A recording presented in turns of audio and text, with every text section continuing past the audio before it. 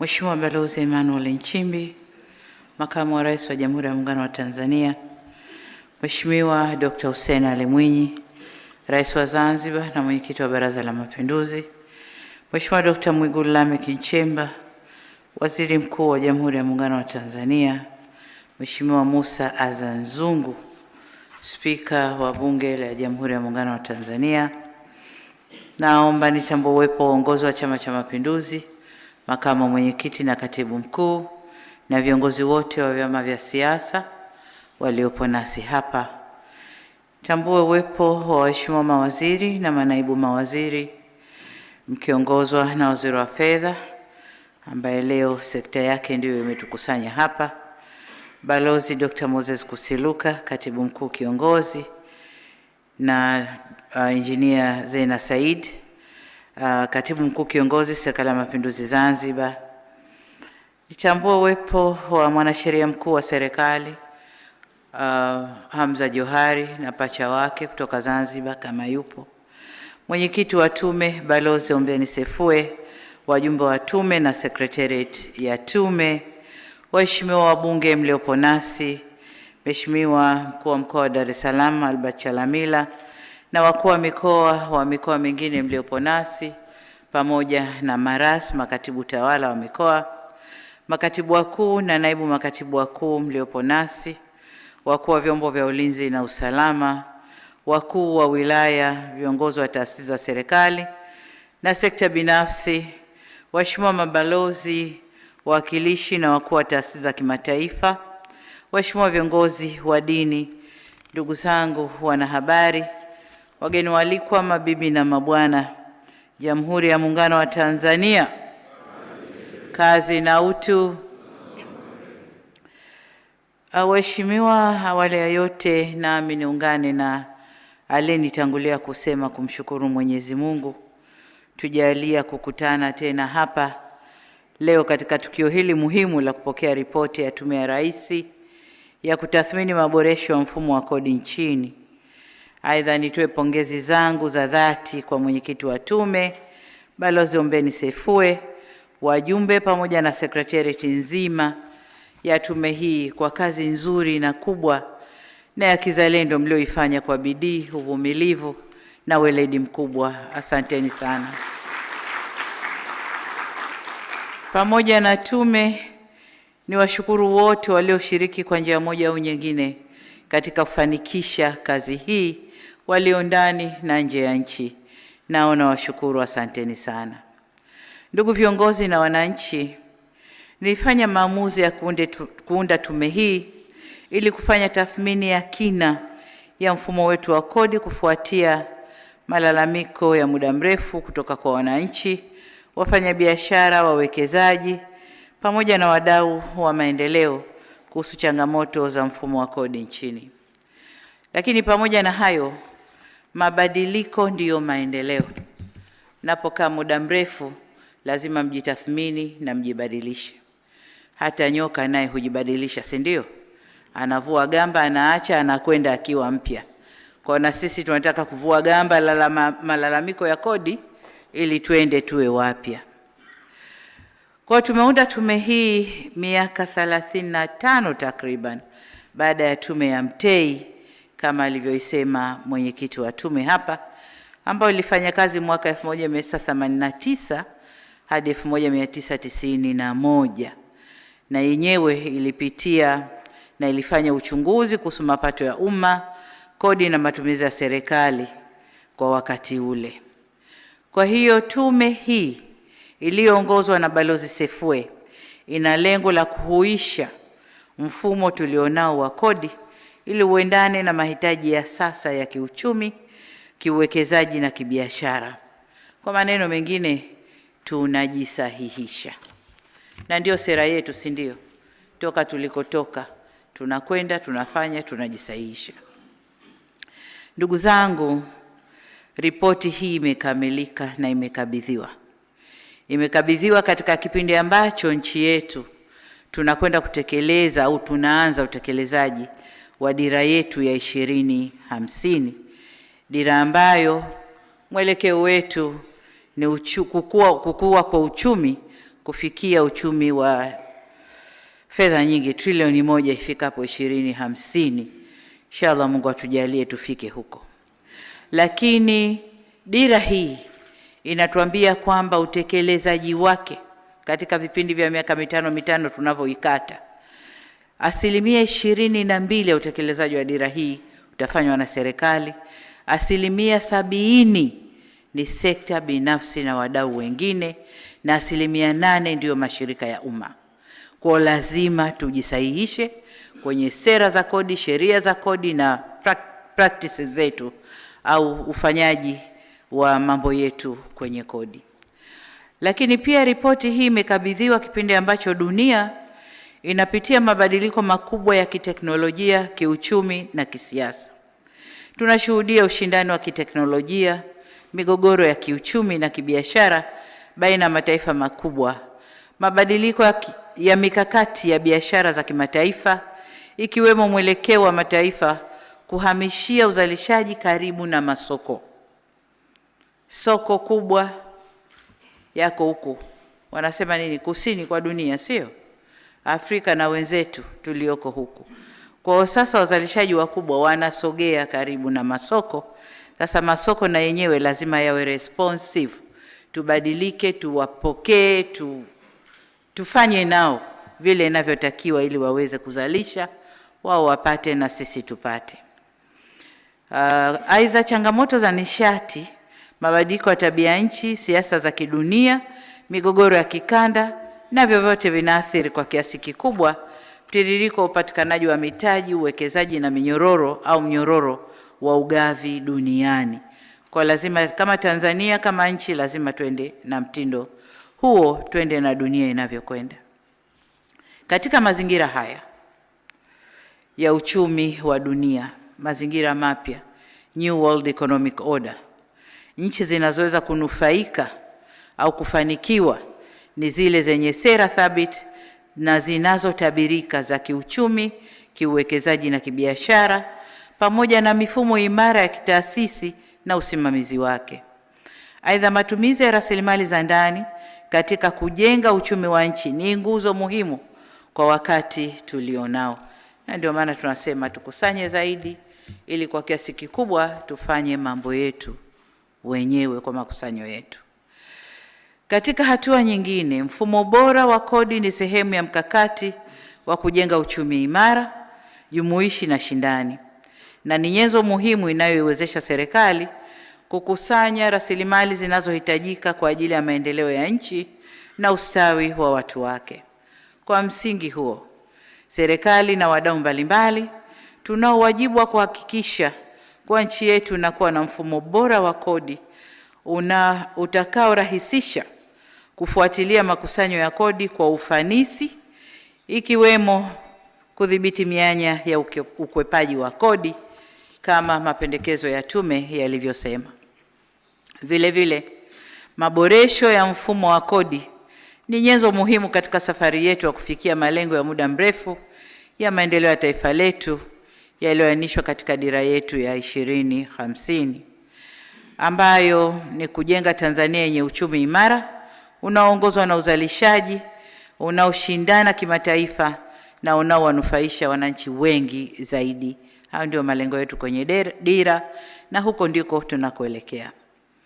Ndugu viongozi na wananchi, katika miaka 4 iliyopita tulichukua hatua zinazolenga kuimarisha ukusanyaji mapato ya serikali, na hapa nipongeze Mamlaka ya Mapato Tanzania TRA kabla kubadilika kwake.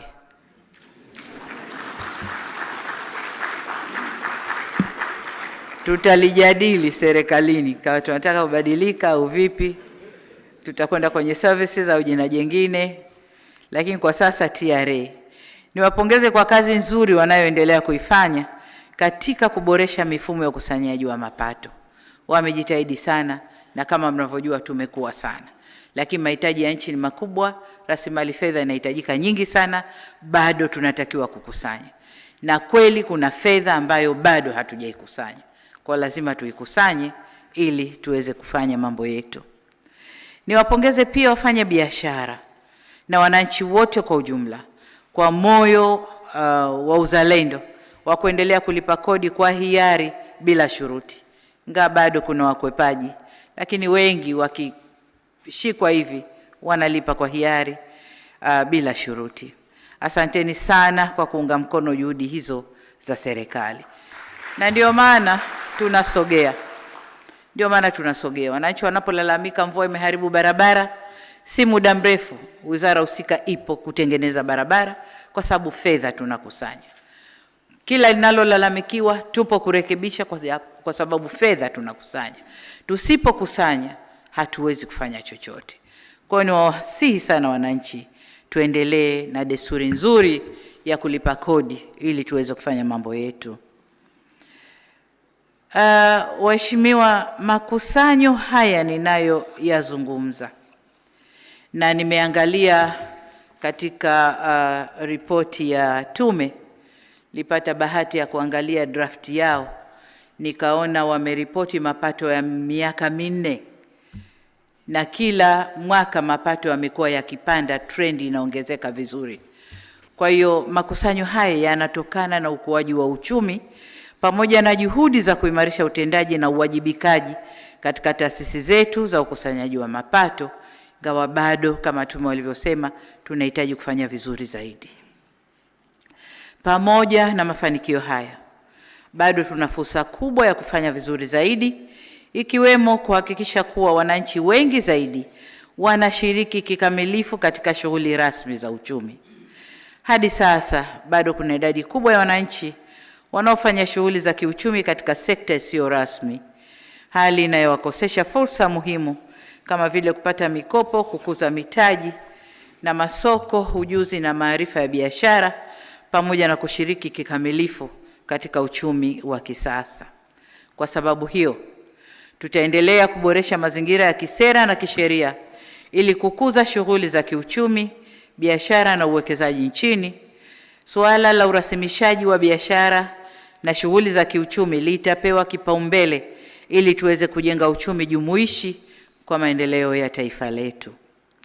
Ndugu zangu, nimesikiliza kwa makini mapendekezo yaliyotolewa na tume, ambayo pamoja na mambo mengine yanajielekeza katika kuboresha sera na sheria za kodi, mazingira ya uwekezaji na biashara, mifumo ya tehama, mifumo ya kitaasisi ya ukusanyaji mapato na maduhuli, na utatuzi wa migogoro ya kikodi. Kwa ujumla, tukiyatekeleza vyema mapendekezo yaliyotolewa, yatatuelekeza kwenye kuwa na mfumo wa haki na usawa wa ulipaji wa kodi.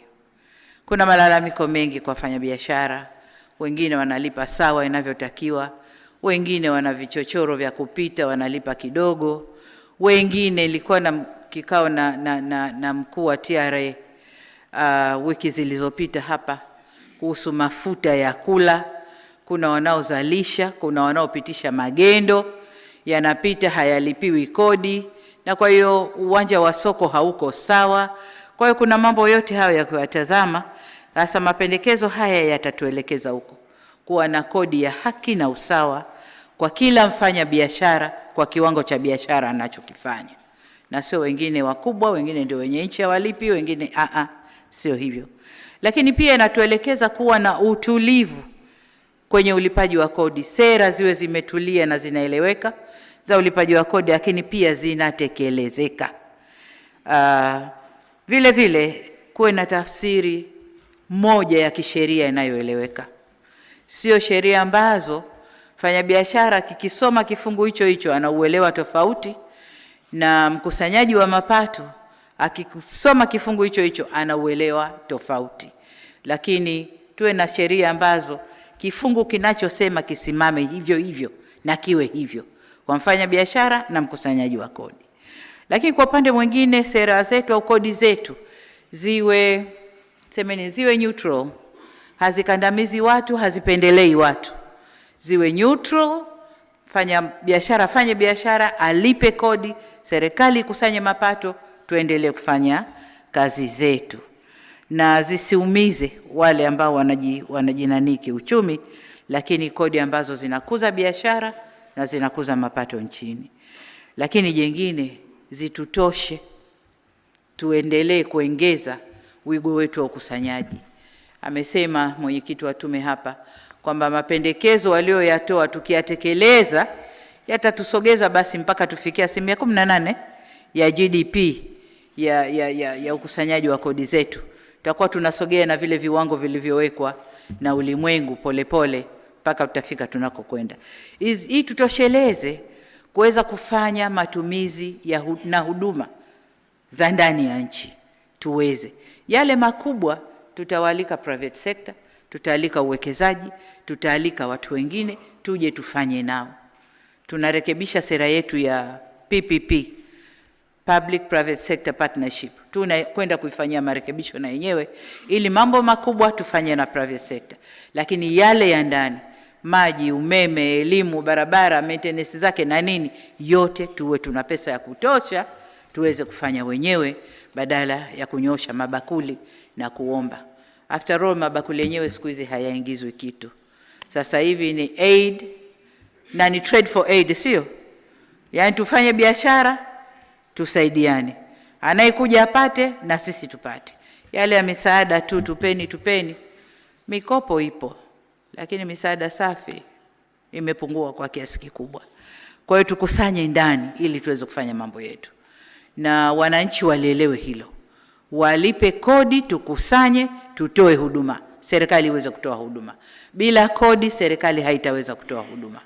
Kwa hiyo wale wasimamizi wa kodi, na baada ya kufanya marekebisho yaliyopendekezwa hapa, mapendekezo yaliyotolewa, twende tukakusanye kodi tuweze kufanya maendeleo yetu ya ndani. Lakini pia huu ni msingi mzuri wa safari yetu ya Dira 2050. Tunajenga msingi imara ili tuweze kusanya na tuweze kuitekeleza dira yetu kwa yale ambayo yanatuwajibikia sisi kama serikali kuyatekeleza. Waheshimiwa, kama mlivyosikia, mapendekezo yaliyotolewa na tume ni mengi, 284. Nataka niseme mbele yenu tumeyapokea na utekelezaji wake utahitaji uchambuzi na maandalizi ya kina. Hapo kuna marekebisho ya sheria kadhaa, kuna marekebisho ya taasisi, kuna investment za awali, initial cost katika kutekeleza haya lazima iwepo. Kuna mambo yametajwa huku mbele ambayo lazima tuyafanyie kazi. Kama tulivyosema, marekebisho haya au mapendekezo haya yanatupeleka kwenye sera na sheria za kodi ambazo zitakuwa zinalinda uchumi wetu. Zisitumie fedha nyingi kusimamia kusanya kodi, lakini zisimamie ukusanyaji mwingi wa kodi. Lakini pia kuna gharama za awali ambazo tutaziingia. Tumesikia hapa kuna kazi ya kuweka makamera, kuweka maafisa maalumu ambao wawekewe kamera wasije wakakusanya kidogo, wawe wanaonekana. Lakini kuna AI systems ambazo itabidi kuziinstall tuweze kuweka. Kuna masuala ya mawakala yametajwa hapa, masuala ya elimu kwa mlipa kodi, lakini elimu pia kwa wakusanya kodi. Hapa lazima elimu iende kwa wote wawili. Kwa hiyo gharama za awali za kutekeleza mapendekezo haya zitakuwepo, lakini gharama hizi zitakwenda kurudi kama tutatekeleza vyema mapendekezo tulioletewa. Kwa hiyo niwapongeze tena tume kwa haya ambayo mmetuletea, lakini niseme kwamba tunahitaji uchambuzi wa kina na tutajipanga utekelezaji kwa maeneo matatu au vipindi vitatu vya muda mfupi sana, yale ambayo hayataki maneno mengi na mambo ambayo lazima yabadilike kwa haraka. Hayo yatakuwa muda mfupi, lakini muda wa kati na muda mrefu. Na tunaposema muda mrefu sio mpaka 2050, hapana.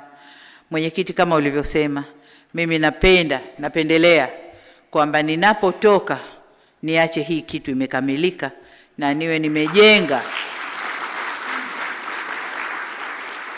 niwe nimejenga msingi imara wa utekelezaji wa dira yetu kule mbele tunakokwenda. Niwasihi wenzangu katika serikali, lakini pia wafanya biashara, wajasiriamali, kama alivyosema mwenyekiti, kwenye mabadiliko yoyote kuna maudhi, kuna makero, mabadiliko yanauma. Kwa muda mrefu nimesema hapa, miaka 35 nyuma tulikuwa tunakwenda na mtindo wa kodi ambao tulikuwa nao. Sasa kama ni ulemavu, inabidi kwenda kukunjua huo mkono ambao umejikunja hivi, lazima kuna maumivu. Mkono unataka kunyooshwa, maumivu yatakuwepo. Niwaombe twende na mtindo wetu ule ule wa R 4 wa kujadiliana, kuvumiliana, kuwasiliana, kustahamiliana, tujenge upya nchi yetu. Niwaombe sana. Niwaombe sana. Wakati tunafanya marekebisho haya, mambo mengine yatasita, mambo mengine yatakuwa hayajafahamika vizuri, mambo mengine yatakuwa hivi, lakini tuendelee kujadiliana, tuendelee kueleweshana, tubadilike wote kwa pamoja. Serikali, wafanya biashara, wajasiriamali, taasisi za kijamii, tubadilike, tuijenge upya nchi yetu. Niwaombe sana, twende na mfumo wetu ule ule wa R 4 wakati tunatekeleza haya. Tukimaliza huko mbele tutasikia raha sana. Kila mtu atatizama tu kodi yake kwenye simu yake, na daiwa ngapi, unalipa kwa simu yako pengine hiyo hiyo, wala huna haja kwenda kumuona Yusufu Mwenda wala nani huko TRA, huna haja kwenda kumuona. Kwa hiyo wote kwa pamoja ni wajibu wetu huu. Ndugu zangu, kabla sijahitimisha hotuba hii, nirejee tena pongezi zangu kwa tume kwa kazi kubwa mlioifanya katika kutekeleza jukumu hili zito na muhimu kwa taifa letu.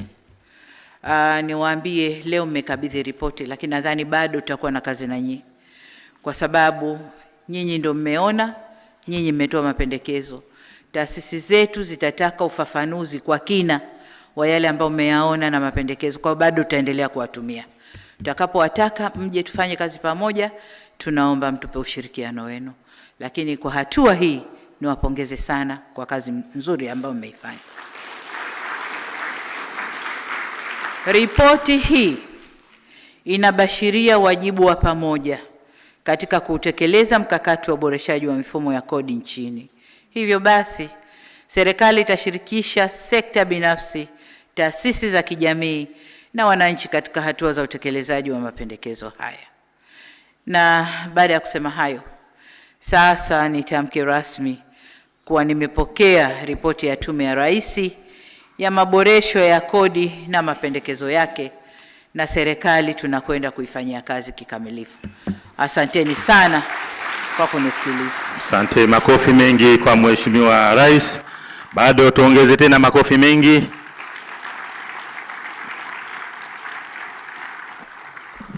Asante, naomba tukae.